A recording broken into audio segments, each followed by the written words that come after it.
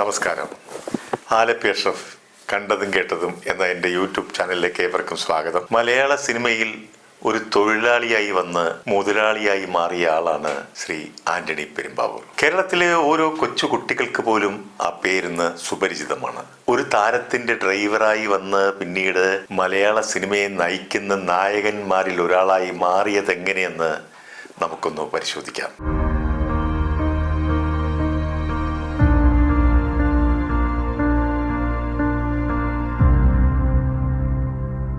വളരെ വർഷങ്ങൾക്ക് മുമ്പ് മോഹൻലാല് ഒരു ചികിത്സയ്ക്കായി കോയമ്പത്തൂരുള്ള ആര്യവൈദ്യശാലയിൽ കുറെ നാൾ കിടന്നിരുന്നു. ഒരിക്കൽ ഞാൻ മോഹൻലാലിനെ കാണാൻ വേണ്ടി ആലപ്പുഴയിൽ നിന്നും രാവിലെ 6 മണിക്കുള്ള ബൊക്കാറോ എക്സ്പ്രസിൽ കയറി ഏകദേശം 9 ആയപ്പോൾ കോയമ്പത്തൂരെത്തി ഞാൻ ലാല് കിടക്കുന്ന ആ ഹോസ്പിറ്റലിൽ ചെല്ലുകയുണ്ടായി. ചെല്ലുമ്പോൾ അന്ന് ലാല് തനിച്ചാണുള്ളത്.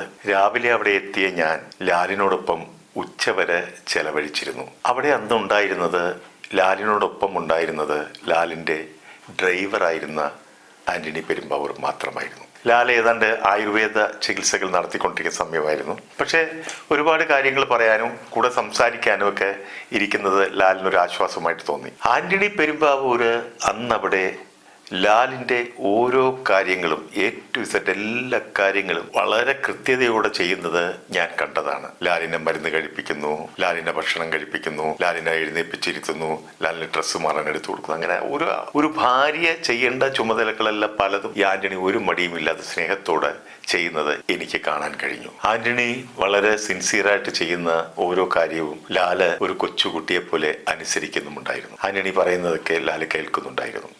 അങ്ങനെ കൃത്യമായി ആന്റണി ലാലിനെ എല്ലാം റെഡിയാക്കി ലാലിനെ ബെഡിൽ കടത്തിയ ശേഷം ആന്റണി എന്തോ വാങ്ങാനോ മറ്റോ ആയിട്ട് വെളിയിലേക്ക് പോയി. പിന്നീട് ഇരുന്നത് ഞാനും ലാലും മാത്രമാണ് മുറിയിലിരുന്നത്.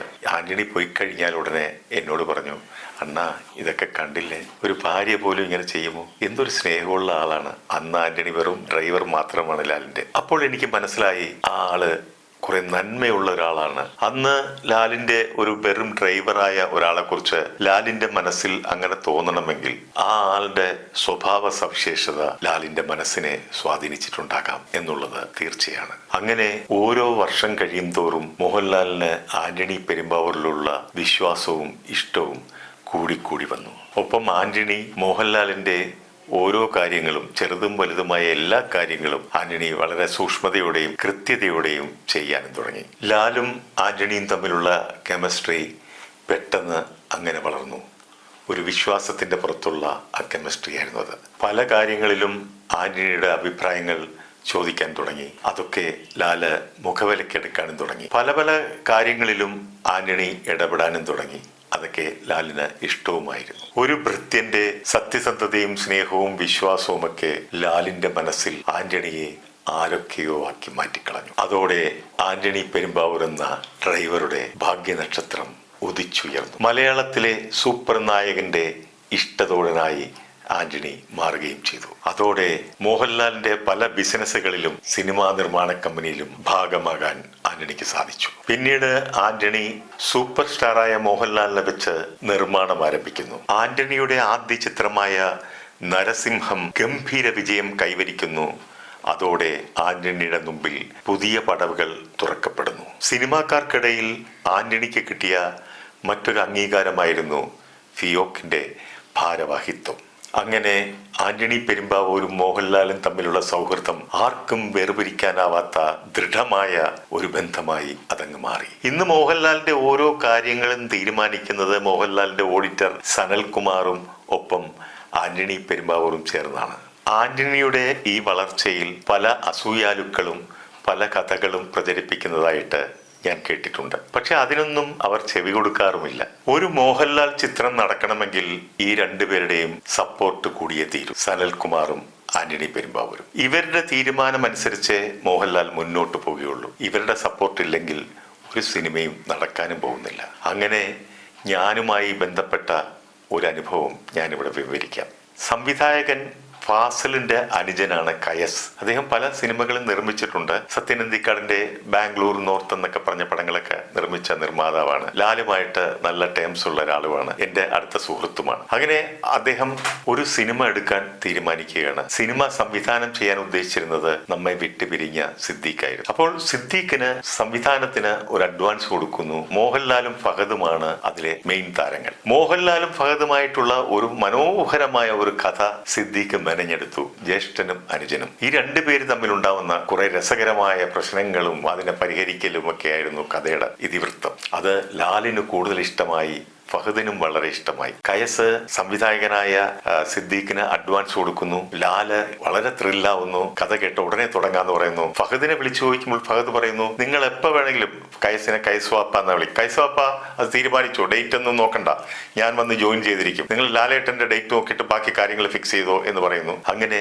കയസിന്റെ കൂടെ അന്ന് ലാലിനെ കാണാൻ പലപ്പോഴും പോകാറുള്ളത് ഞാനായിരുന്നു. ഇനി ഷൂട്ടിംഗ് ഡേറ്റ് തീരുമാനിക്കാനായിട്ട് ലാലിനെ കാണാൻ പോകുന്നു. കയസ് എന്നെയും ഒപ്പം കൂട്ടുന്നു. എന്നോട് വിളിച്ചു പറയുന്നു, റെഡിയായി നിൽക്കണം, ലാലിനെ ഇന്ന് കാണുന്നുണ്ട്, ഷൂട്ടിംഗ് സ്പോട്ടിൽ പോയി കാണുന്നു. സിദ്ദീഖ് ബാക്കി എല്ലാം ഓക്കെയാണ്, ബാക്കി നമുക്ക് ഇനി ഡേറ്റിന്റെ. അപ്പോൾ ഞാൻ ചോദിച്ചു ഫഹദിന്റെ ഡേറ്റ് ഒന്നും പ്രശ്നമില്ല, അവൻ എപ്പോ വേണേലും ജോയിൻ ചെയ്തോളും എന്ന് പറയുന്നു. അങ്ങനെ ലാലിനെ കാണാൻ വേണ്ടി പോകുന്നു.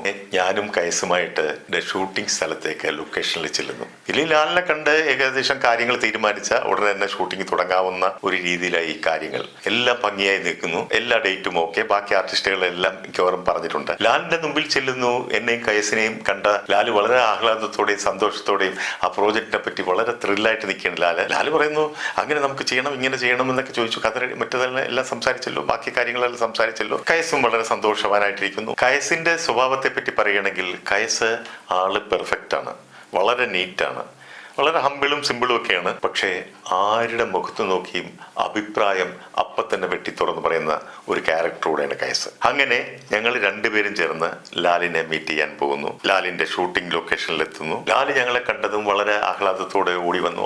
എന്നൊക്കെ പറഞ്ഞു പിടിച്ചു. കയസിന്റെ അടുത്ത് പറഞ്ഞു, എന്തായി സിദ്ദീഖ് എന്ത് പറഞ്ഞു, കാര്യങ്ങൾ ചോദിക്കുന്നു, പടത്തിന്റെ വിശേഷങ്ങൾ ചോദിക്കുന്നു, ഫഹദിന്റെ ഡേറ്റ് എല്ലാം ഓക്കെയാണെന്ന് പറയുന്നു. ലാല് വളരെ ത്രില്ലിലാണ്. ആ കഥ അതുപോലത്തെ ഇൻട്രസ്റ്റിംഗ് ഒരു സബ്ജക്റ്റ് ആയിരുന്നു. മോഹൻലാലും ഫഹദും ജ്യേഷ്ഠനും അനുജനുമായിട്ട് വരികയാണ്. ഈ അനുജൻ ഉണ്ടാക്കുന്ന പ്രശ്നങ്ങളിൽ നിന്ന് ജ്യേഷ്ഠൻ പോയി രക്ഷിക്കുന്നു. അങ്ങനെയൊക്കെയുള്ള കുറെ കോംപ്ലിക്കേഷൻ കഥകളൂടെ അതൊക്കെ ലാല് വളരെ ത്രില്ലടിച്ച് പറയുകയുണ്ടായി. അപ്പൊ അത് കഴിഞ്ഞിട്ട് ഞങ്ങൾ 3 പേരും മാത്രമായിട്ട് നിൽക്കുകയാണ്. ലാല്, ഞാന്, കയസ്, 3 പേരും കൂടെ നിൽക്കുന്ന സ്ഥലത്താണ്. ലാല് വളരെ സന്തോഷത്തോടുകൂടി ലാല് കയസിന്റെ അടുത്ത് പറയുന്നു, കയസ ഒരു കാര്യം ചെയ്യും, നമുക്കിപ്പം എപ്പോഴാണ് ഡേറ്റ് എന്നൊക്കെ നമുക്കൊരു കാര്യം ചെയ്യാം, ഒന്ന് നോക്കിയിട്ട് കയസ് ഒരു കാര്യം ചെയ്യും, ഈ ആന്റണിയെ ഒന്ന് കണ്ടിട്ട് ആ ഡേറ്റും കാര്യങ്ങളൊക്കെ ഒന്ന് സംസാരിക്കെന്ന് പറയലും കയസിന്റെ മുഖം അങ്ങ് മാറി.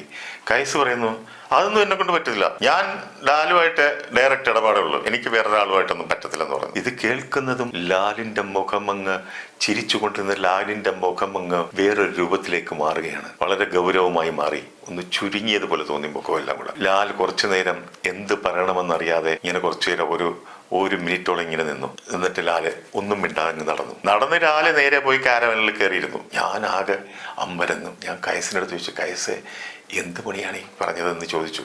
കയസ് പറഞ്ഞ്, അതിനെന്ത്, നമുക്ക് പറയാനുള്ളത് പറയണ്ടേ. കയസ് അങ്ങനെയാണ്, പറയാനുള്ളത് പറയും, മുഖത്ത് നോക്കി തന്നെ പറയും. വലിയൊരു പ്രോജക്റ്റ്, ഫഹദ് ഫാസിൽ മോഹൻലാൽ എന്നുള്ള ഒരു പ്രോജക്റ്റ് ഒരൊറ്റ തെറിക്കലാണ്. അതാണ് ഞാൻ പറഞ്ഞത്, ആന്റണി പെരുമ്പാവൂരിനെ മാറ്റി നിർത്തിയിട്ട് ഒരു പരിപാടി നടക്കില്ല എന്നത്.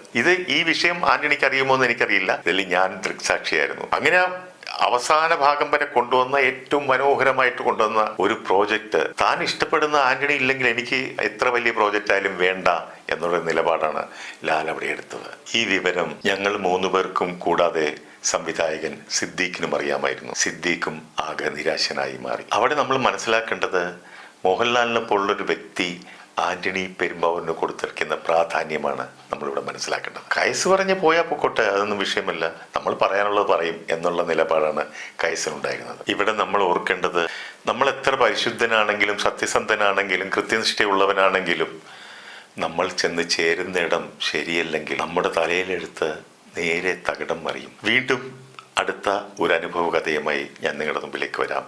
അതുവരെ നന്ദി, നമസ്കാരം.